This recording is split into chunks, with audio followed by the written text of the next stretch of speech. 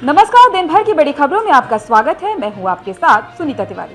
आज के इस बुलेटिन में हम बात करेंगे, कांग्रेस रोज झूठ का नया पहाड़ बनाती है, वोट चोरी आरोपों पर बोले धर्मेंद्र प्रधान।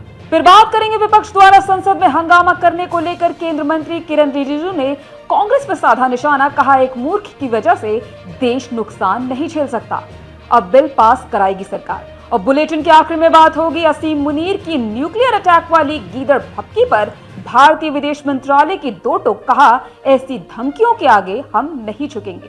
लेकिन दिन भर की बड़ी खबरों से पहले एक नजर आज की सुर्खियों पर।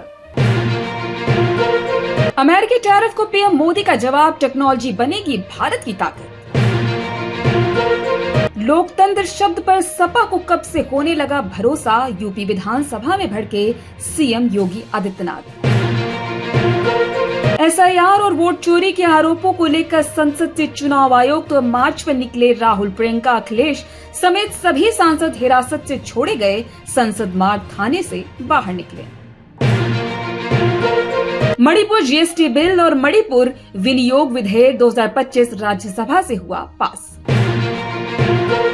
लोकसभा के बाद अब राज्यसभा से भी पास हुआ मर्चेंट शिपिंग विधेयक 2025। 1 सितंबर से निलंबित रहेंगे दिल्ली वॉशिंगटन उड़ानें, एयर इंडिया ने जारी किया बयान। कर्नाटक सरकार में मचा घमासान, सहकारिता मंत्री एन राजन्ना ने दिया इस्तीफा।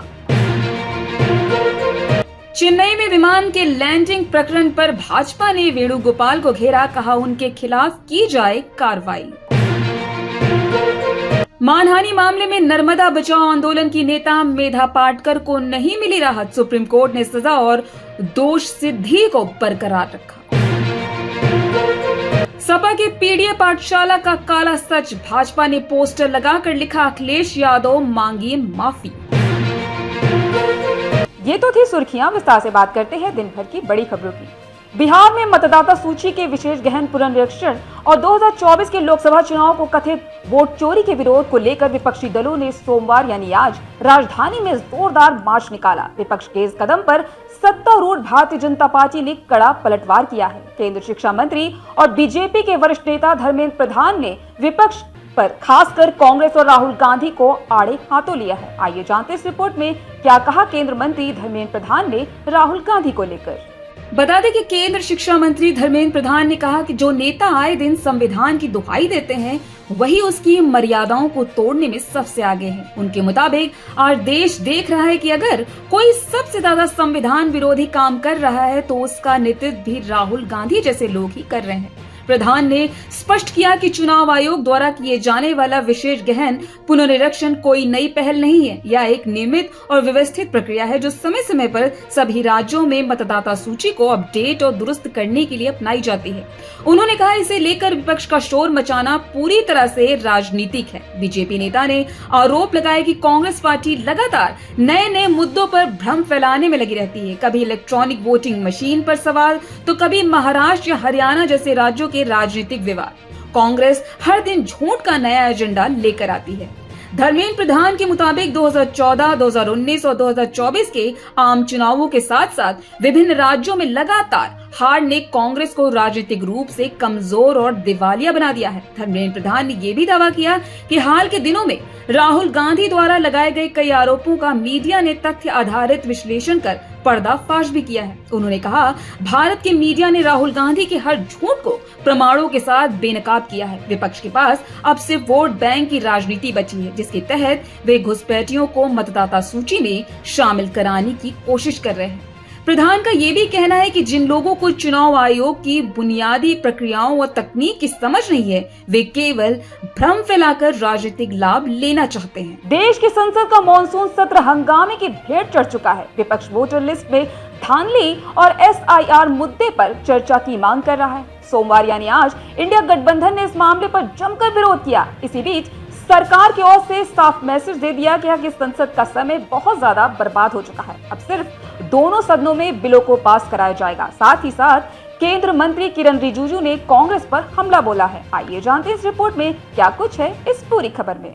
बता दें कि केंद्र मंत्री किरण रिजिजू ने कहा, मॉनसून सत्र में कांग्रेस और विपक्ष ने बहुत समय बर्बाद कर दिया, अब और समय बर्बाद नहीं होने देना चाहते। अब महत्वपूर्ण बिलों को लोकसभा और राज्यसभा से पास कराएंगे, अब और देश का समय वेस्ट नहीं होने देंगे। आज भी चुनाव आयोग से खुद समय मांगा और चुनाव आयोग ने 30 सदस्यों को बुलाया, फिर नहीं गए। उन्होंने कहा, एक व्यक्ति की मूर्खता और एक परिवार की वजह से देश इतना नुकसान नहीं झेल सकता। कई विपक्षी सांसदों ने भी आकर कहा वे असहाय हैं, उनके नेता उन्हें जबरदस्ती हंगामा करने के लिए कहते हैं। हर दिन हम देश और संसद का समय एक मुद्दे पर बर्बाद नहीं होने देंगे, इसलिए हम महत्वपूर्ण विधेयक पारित करेंगे। राष्ट्रीय खेल प्रशासन विधेयक 2025 और राष्ट्रीय डोपिंग रोधी संशोधन विधेयक 2025 को लोकसभा के आगे विचार और पारित करने के लिए रखा गया। केंद्र मंत्री ने चुनाव आयोग की ओर से बुलाए गए विपक्षी सांसदों को लेकर कहा कि वे अपना नेता नहीं तय कर पाए। कांग्रेस अध्यक्ष मल्लिकार्जुन खड़गे कहते हैं कि सबको जाना है, तो क्या चुनाव आयोग इतने लोगों को कमरे में बैठा पाएगा? ये लोग न संसद पर विश्वास कर रहे हैं और न चुनाव आयोग पर कर रहे हैं। ये लोग किसके इशारे पर छवि को खराब करने की कोशिश करने में लगे हैं? हम विपक्ष से अंतिम गुजारिश कर रहे हैं कि चर्चा में हिस्सा लीजिए। रिजिजू ने विपक्ष से अपील करते हुए कहा कि महत्वपूर्ण बिलों पर चर्चा करिए, अगर कोई संशोधन है तो उसे दीजिए, लेकिन चर्चा में हिस्सा लीजिए। मैं अपनी नाराजगी जाहिर कर रहा हूँ, विपक्ष अपनी जिम्मेदारी समझे, हमारे देश के प्रति जवाबदेही है। मैंने ऐसा गैर जिम्मेदाराना विपक्ष नहीं देखा। टीएमसी सांसद सुष्मिता देव को लेकर किरण रिजिजू ने कहा, ये लोग संविधान को नहीं मानते, संविधान की किताब पकड़ते हैं लेकिन मानते बिल्कुल नहीं। एक पार्टी, एक परिवार वाले नेता कहाँ संविधान मानेंगे? हम लोग कर्म से नेता हैं, ये लोग पैदाइशी नेता हैं।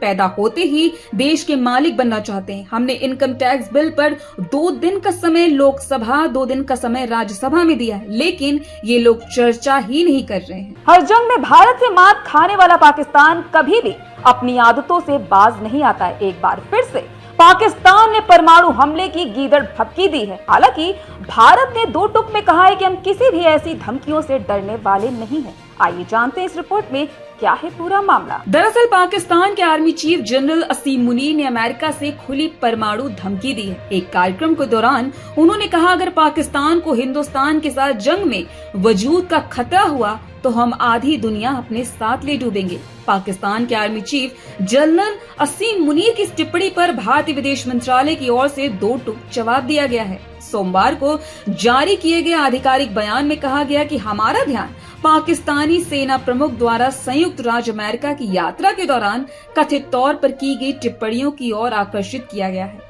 परमाणु हथियार लहराना पाकिस्तान का पारंपरिक काम है। इस बयान में आगे कहा गया कि अंतर्राष्ट्रीय समुदाय ऐसी टिप्पणियों में निहित गैर जिम्मेदारी के बारे में अपने निष्कर्ष निकाल सकता है, जैसे राज्य में परमाणु कमान और नियंत्रण की अखंडता के बारे में अच्छी तरह से स्थापित संदेह को भी मजबूत करता है, जहां सेना आतंकवादी समूह के साथ मिली हुई है। विदेश मंत्रालय के बयान में कहा गया कि यह भी खेदजनक है कि टिप्पणियां एक मित्र तीसरे देश की धरती से की गई है। भारत पहले ही स्पष्ट कर चुका है, वह परमाणु ब्लैकमेल के आगे नहीं झुकेगा। हम अपनी राष्ट्रीय सुरक्षा की रक्षा के लिए सभी आवश्यक कदम उठाते रहेंगे। तो आज इस बुलेटिन में इतना ही। आप देखते रहिए दी लोकसभा।